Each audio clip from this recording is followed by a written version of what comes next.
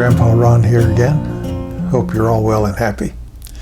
Today we're getting back into our very basic Bible study, looking at the book of Joshua.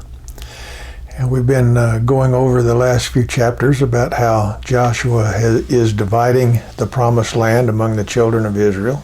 In chapter 17, we saw the land that was given to Manasseh. And now in 18, we're going to see more of the land divided.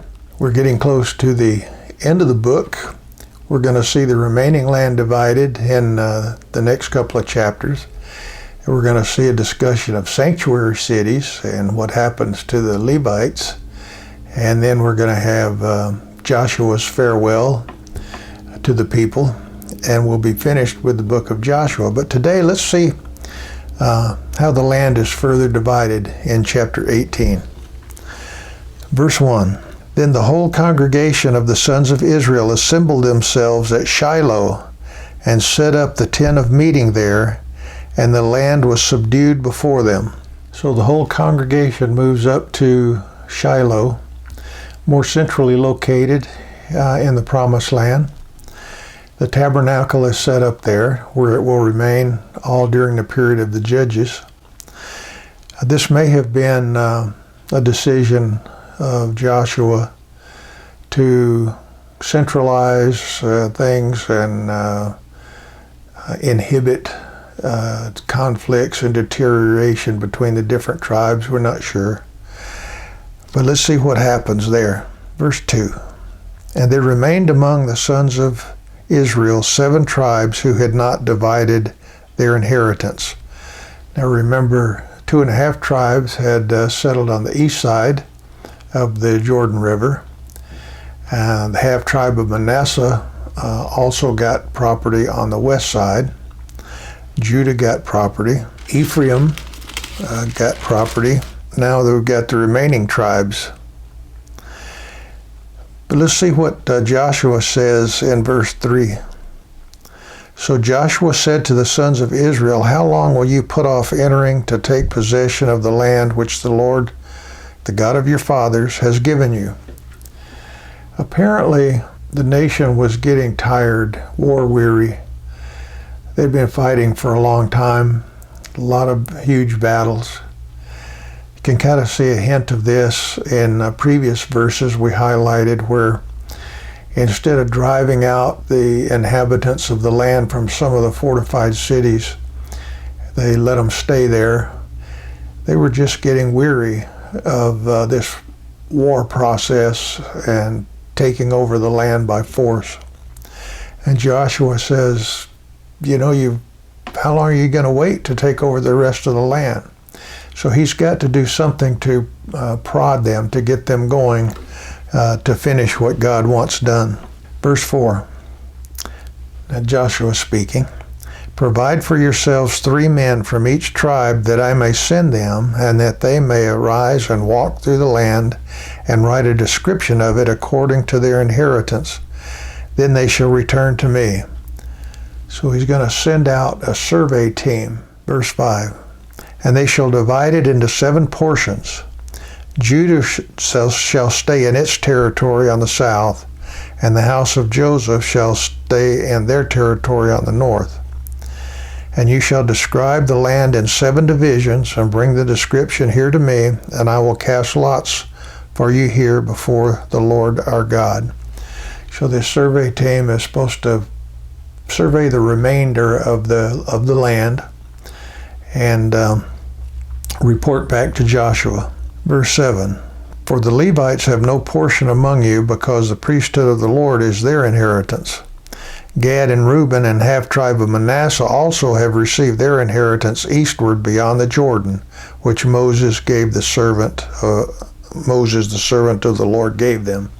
So just a reminder here, the Levites aren't going to get any territory, and these other tribes have already received their portion. Verse 8, then the men arose and went, and Joshua commanded those who went to describe the land, saying, go and walk through the land and describe it, and return to me. Then I will cast lots for you here before the Lord in Shiloh. So he's reiterating his instructions to them. So the men went and passed through the land and described it by cities in 7 divisions in a book, and they came to Joshua in the camp at Shiloh. And that's pretty amazing. This probably took some time, and it's pretty amazing they were able to do this. But remember, their parents had been driven out of Egypt, and in Egypt, a lot of their parents probably learned some of these skills and techniques of surveying and construction, and passed that down to their children. And so they were fully qualified and capable of doing this, but it likely took quite some time. Verse 10, and Joshua cast lots for them in Shiloh before the Lord, and there Joshua divided the land to the sons of Israel according to the divisions. And we've already talked about this lot process. Now the lot of the tribe of the sons of Benjamin came up according to their families, and the territory of their lot lay between the sons of Judah and the sons of Joseph. Verses 12 through 20 describe the land they got. And I've included a really rough map showing the property that the tribe of Benjamin received. I know it's rough, but I hope it'd be helpful. And then verses 21 through 28 to the end of the chapter describes the cities that they were given within this territory. So we see the process continuing. They're slowing down, they're tired of fighting, but Joshua's prodding them along here. So he's getting the ball rolling by setting up this group of surveyors to go out, survey the land. They survey, they come back, and now they've started to draw lots. And the first tribe mentioned is Benjamin, and you can see the map. Now next time we're going to see all the remaining tribes get their portions, and we'll have that diagrammed out as well. And then we'll move on to the other topics we mentioned, the sanctuary cities and those kind of things. But for now, it's just good to try to get a mental picture of the state of things that are as they were then. You can imagine having been fighting for a long period of time, and the weariness that sets in, and people started getting a little sluggish. Remember, they're still moving around from place to place in tents. They're really kind of living that nomadic lifestyle. And one by one, as the tribes get their property, this starts to slowly change. Anyway, it was a short chapter, but we can see the process continuing. I hope it's been meaningful to you. And I hope you watch the next one. In the meantime, God bless.